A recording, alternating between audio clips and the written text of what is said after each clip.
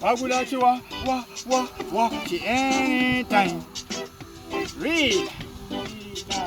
The one of them, Baba wanna get the calculator. Asimusia wangwini ndapeta. Kana vakatanga kundikandareta. Besi ndirikuseta.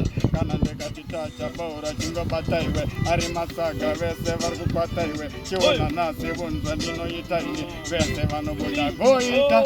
Nekuti ndikumanya ndiri murodhini. Kufamba vakatondipasaini. Kusunga vanhu sanikatwaini. Ufara vese vekumaraini. Tarisa chacha vakadzira design. Saka nasi handina kumira faini. Ndochimhanya 8 kana 9. Ozviona zvakafanana ndati chikonda kwenda ini.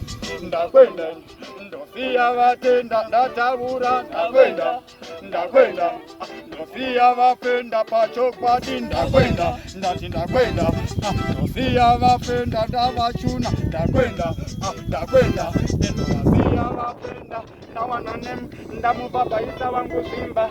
Asi muno ndaratidza ndine simba. Nyangwe varidza ari marimba. Vachazvona chobhandisa masimba.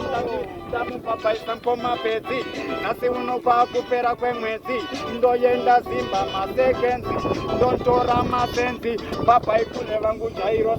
Vanoziva kuti tine pepos kudhara. Mwari vakaseta ndomasi handiwanze tumasasi.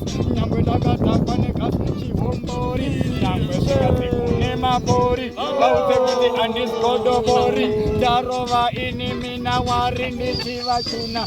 Chikule changu baba China. Chinovalaina. Chinongoshaina yemenezimbo aina. Vauzi ndiana baba faina. Asi ndadzoka zangu ini ndikati madzibaba. Ndichabuda mugaba. Vachazoti ndaba. Vauze kuti ndinenge chiraba. Taira racho vachati ndaba. Kune Zim Osters.